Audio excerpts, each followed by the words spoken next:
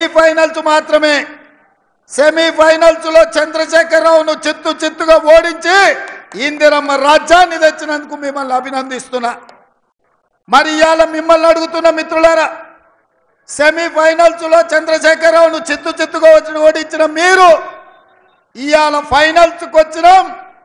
ఈ ఫైనల్స్ లో ఈ తెలంగాణ పౌరుషాన్ని గుజరాత్కు తెలిసే విధంగా బీజేపీ వాళ్ళు సూరత్కు పారిపోయే విధంగా ఇవాళ తీర్పు ఇవ్వాల్సిన అవసరం ఉన్నది.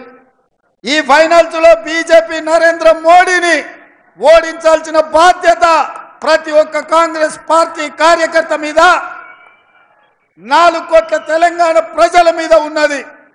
ఎందుకంటే 10 సంవత్సరాలు ప్రధానమంత్రిగా ఉన్న నరేంద్ర మోడీ ఈ తెలంగాణ రాష్ట్రానికి ఇచ్చింది లేదు. బండి సంజయ్ కరీంనగర్ జిల్లాకు తెచ్చింది లేదు.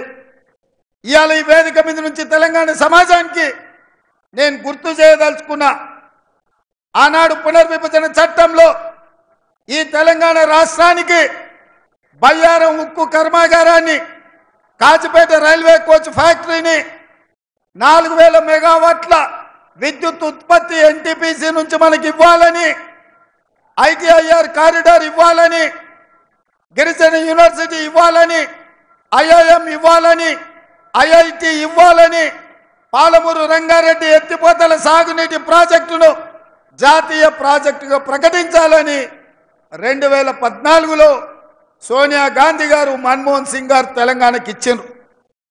ఇవేవి చేయలే.